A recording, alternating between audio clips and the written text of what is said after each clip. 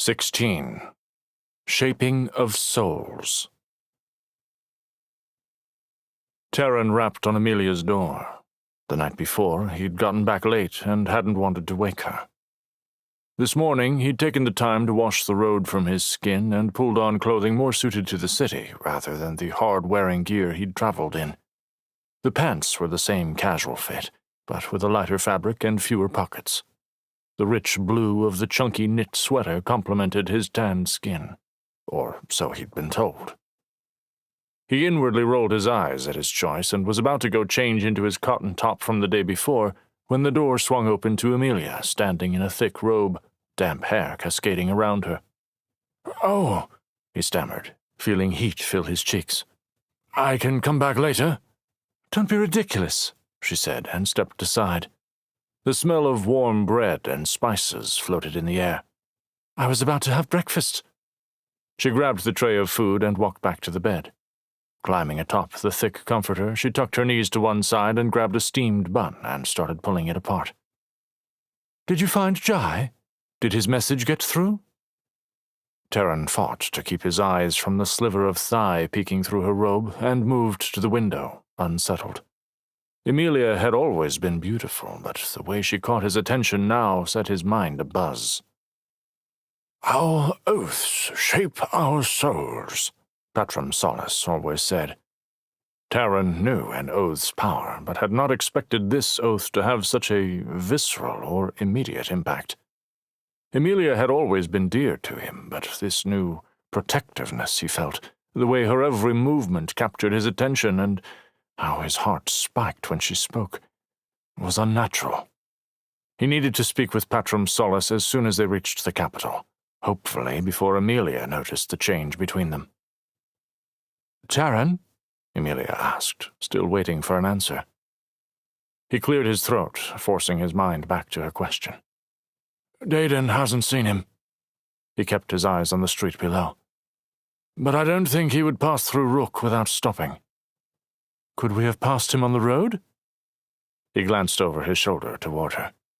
She was bent over the simple meal, waiting for his answer, tearing the bread into small pieces. She always did that with her food. He almost smiled at the sight, but instead dragged his gaze back to the window. "I wondered the same thing, but didn't see any other vehicles. I suppose we could have missed a camp." "You were driving rather fast." He snorted and rolled his eyes. "Not as fast as I heard you like to drive. Nox told me about your trip out to Tweary. Apparently he wasn't the one who fried the compensator." Silence followed, and he turned. Amelia's face paled, and her expression turned haunted. "Of all the insensitive, stupid things to say," he inwardly cursed himself. "I'm sorry, I shouldn't have—" She met his eyes, ignoring the comment. "The Earthbound. Could it have taken a small transport?" He considered the possibility, relieved her concern seemed to be the prospect of Jai being lost to an Earthbound, not his own idiotic comment. "Maybe, if the creature was big enough, but the ground in Rickon was changed in all directions. I didn't see any sign of changed Earth. Did you?" She took a deep breath and set her bun down on her plate and dusted off her fingers. "I didn't. I should have thought of that." She shook out her hair and rubbed her forehead with her fingertips. "Which leaves us with what? He's still here in the city?" He nodded. "That, or he moved on directly to the capital." He shared what Dedan had told him of the bureaucracy bogging down communications. She frowned. "There are limitations as to how the Order can intercept messages, or at least there are supposed to be." "It sounded locally driven," he defended. "Unless," she countered, "the Order wants to be able to claim ignorance so they can cut themselves free of the Reaches." Terran's jaw dropped at the suggestion, and he felt the unnatural tug of the two vows. "The Conclave isn't perfect, but they are good. Their oath is to preserve the Mercurial against all threats, Reaches and all. You can't speak out against them like this, Em." The last came out as a plea. Amelia's eyes narrowed. "Can't? I thought I was talking to my husband." The venom in her tone caught him off guard. "I only meant, I'm not yelling this from the rooftop." She stood, pushed her food aside, fire building in her eyes. I'm talking to the man I bound myself to. How could he explain the tearing pull each time he considered his two oaths, or the way the thought of choosing one over the other made his throat close? I took these vows to protect you. Then stop speaking to me like I'm a child who doesn't understand the weight of their words. He let out a pent-up breath, surrendering. I'm sorry. The truth is, I need your help, or these oaths will wreck me. Each verbal attack, I'm pulled to protect one over the other. I know you hate the Order, but can you remember I am the Order? They stared at one another for a moment in a silent standoff. Fine. Emilia relented, and her voice lost its edge. But I want honesty between us. I'm not going to play the fool for false peace. I wouldn't want you to. I need your perspective, he assured. Subdued, her expression turned serious. You can trust me. I'm not going to betray the Order, but if there is corruption, we need to know what it is. You feel it, right? That there is more to all of this? The unsettled gnawing at the edges of his mind roared to life. I do, he admitted. We need to be able to share with one another. You have nothing to fear from me any more than I do from you. It looked as if she were going to say more, but then puffed her cheeks, pensive. What is it? Emilia shook her head as if clearing unwanted thoughts and set her plate aside, pushing her legs over the edge of the bed. She stared at the floor for a long moment. What is this vow doing? What do you mean? Don't play dumb, she said, glancing in his direction. He shifted uncomfortably. We've always fought, and I've never felt this strain, this concern, wondering if you understand me. You care about my feelings? He teased. Oh, Em, I'm touched. She glared at him, her dark eyes locked onto his as she stood and crossed the room, closing the distance between them. The tie on her robe hung loose, and his gaze drifted to the smooth skin peeking through the folds of fabric. He stilled, forcing his eyes to her face. She raised a sweeping brow, and he resisted the urge to take a step back. I'm not joking, Terran. What is happening between us? She stopped close enough that he could have reached out and pulled her into his arms. I don't know. I mean, we are... between us? His voice cracked. Nothing. You're Nox's wife. An internal voice warned him to keep her at arm's length.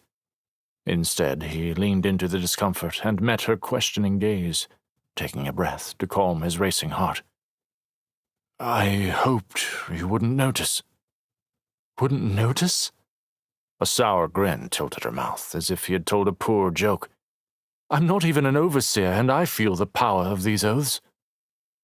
His brow pinched, and the air in his chest turned heavy. She couldn't possibly be feeling the draw between them. Could she? She reached up and brushed her fingers lightly along his cheek. Tell me what you think of me. He gripped her wrist and shifted a half-step back. I don't think that's a good idea. Humor me, she pushed. I have a point. Have you ever been drawn to me as you are now? She again moved forward, pulling her hand free and slowly ran her fingers up his arm. Heat flared at her touch. He glowered and took a much larger step back. Emilia, don't, he growled. She considered him for a moment, and let the pretense fade as she too stepped back. A shadow of pain flickered across her defiant expression, and the cruelty of the situation struck him afresh. Words broke from Emilia in a strained whisper. I've never been drawn to you this way before. You were my friend, but Nox was my soul. Without him, the air is being dragged from my lungs. His loss is flaying me to the bone and laying me bare. Yet a rogue corner of my heart betrays all we had and reaches for you. What's wrong with me? In desperation, blinded by grief, she'd tied herself to him, and now the oath toyed with her as well. A swell of empathy filled his chest, and he pushed aside his own discomfort. "It's the same for me," he said. She exhaled, a sharp gleam reflecting in her eye. "It is the vow." He nodded, and her bearing shifted, shoulders pulled back and jaw set. The raw vulnerability of a breath before now gave way to conviction. How could she do this? Be both a raging inferno and a quivering leaf? The words seemed to lift a weight from her shoulders, and she stood straighter. "If we cannot trust our own minds because of a single vow, think of what blind spots there could be within the Order. Without even knowing it, the Order could be missing vulnerabilities, real flaws, that you, as overseers, cannot see because of the oaths you have sworn." The tension evaporated.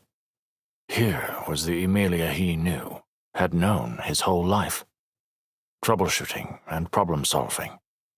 Fierce and unwavering. "Let me be your clear vision. I want to help, Terran." The knot pressing at his throat like a knife dissipated. His mouth cracked into a smile, and his eyebrow tipped up. "I'd have it no other way." She returned a smile of her own. A question flickered across her features before she even spoke, brow creasing. "Will this draw go away when we lay our bond down?" Our bond. Disappointment squeezed, but he forced out the answer, past the uncomfortable twinge. "I believe it will. Intent and words, the oath between us draws power from our choice to be bonded. When we lay it down, we lay down the soul of what holds us together." She moved back to the bed and pulled off another piece of the bread, chewing slowly. "Did you know this is what would happen? Is this why you warned me?" His mouth went dry. Had he known? Guilt twisted through him. "I should have," he said softly. "A vow reinforces our convictions. I simply didn't expect it to accentuate our care for one another in this way." Her dark eyes measured him as he lowered himself to the bench before the window. His words felt clumsy under her gaze. "And I didn't anticipate it would affect you the same way. You are not of the Order, and our friendship is hardly comparable to your connection with Nox. I thought you would remain relatively free." He hesitated and then asked, "Did you notice a change after exchanging oaths with Nox?" The question pricked, and he saw Emilia flinch as well. "It was different," she said carefully. "I always wanted him." He gave a tight smile, annoyed that the words stung. "Of course." She looked down at the floor. "It's very confusing. I know the place you have always held in my heart, but this is new. It's as if my mind and my heart are at war." He grimaced at the apt description. "I didn't want to complicate things for you." She looked up at him, surprised. "I asked you to do this. I only wanted to understand my own disloyal heart." "You and me both." He ran a hand along his jaw, the stubble almost long enough to turn soft. "We'll need to be careful with this." He gestured vaguely between them. "It will be easier to relinquish the bond if we keep things between us as they have always been. You are too important to me to risk losing." She gave him a worried look. "Losing? Will you have to give up your strength to release me?" He shook his head, glad for safer territory. "No, marriage bonds are separate from the primary vows to the sky." "Good. I don't want you paying the price for my choice," she said, a genuine smile curving her lips and reaching her eyes. "There is no fear of losing one another. We are family." A loud knock sounded in the hall, giving Emilia a start. Terran jumped up, engaging the small monitor next to the doorframe. Dedan stood a door over, nervously shifting his weight from foot to foot and looking up and down the corridor. His eyebrows furrowed in concern. Terran opened the door and popped his head out. We're in here. Dedan bustled himself into the room.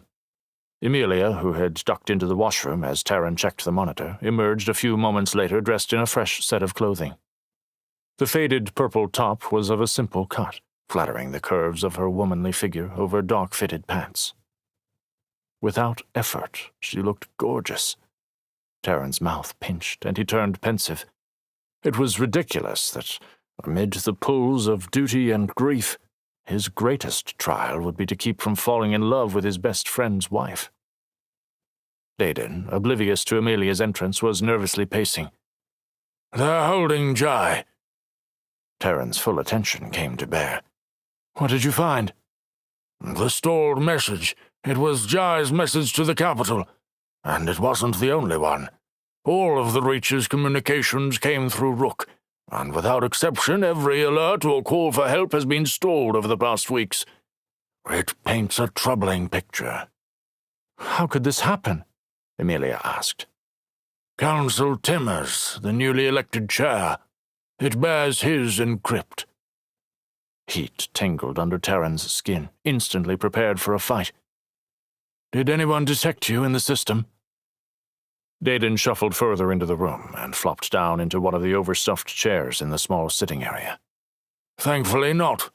I doubt I would have made it here if they had. Someone has gone to an extraordinary amount of trouble to keep news from the Reachers getting to the Order." "What could Timmers gain from such a move?" Terran asked. Dedan shrugged. "I was hoping you could tell me." "Are they also blocking messages from the Order out to the Reaches?" Emilia asked. "They are. Mostly deferring requests and citing Reachers' equipment failures as the reason." "Have any transmissions made it through?" Her expression was far too intense for passing interest. "Why, Em?" Terran asked, stepping to her side. Her hands trembled, and she glanced between him and Dedan. "Answer the question." A worried expression clouded his round face, lips pressed thin.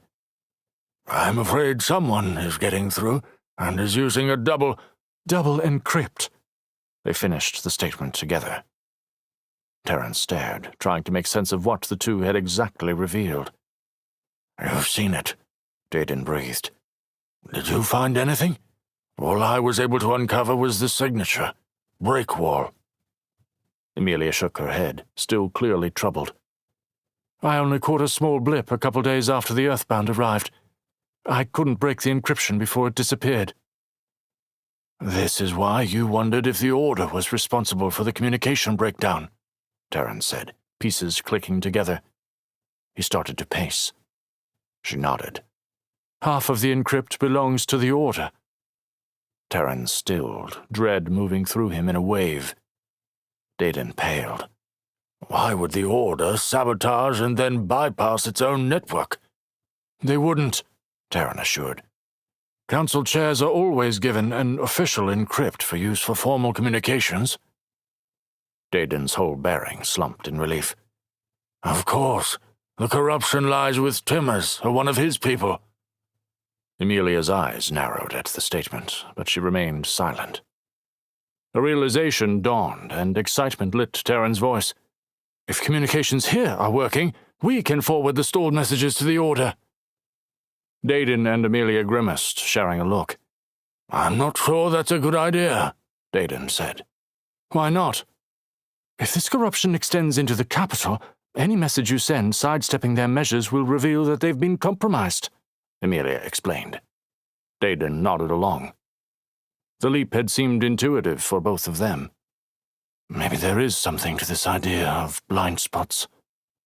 "Do we know if it's Timmers himself who is stalling the messages?" Terran asked. Dedan's brow wiggled in thought before answering. "At the very least, he knows it is happening, but he would be the most likely suspect. There are considerable resources going into making this happen, and he has that sort of influence and power. It would take exceptional neglect for him to miss this if he is not involved." Again, heat itched in his hand, and Terran wished he'd replaced his old mace, Star, and could show up at the council chair's house. Answers would not be far off. What about Jai? Emilia asked. Dedan puffed his cheeks. I'm afraid he's under lock and key. Taran frowned. The keep? Under what charge? Emilia looked between the two men, confused. No charge. When I accessed the keep's files, there was an additional prisoner added to the roster, but no personal data. It matches the dates and general description of your man, though. He's in prison? Emilia gasped, turning pale. Dedan's expression darkened, the look all the more troubling on the congenial man's face. Which brings us to our next line of business. What would you have me do? Gather all the information you can and get it on a drive for us. Anything that can be used for evidence against Timmers and any others involved. Consider it done. And you? Dedan asked. We're going to upgrade Jai's accommodations.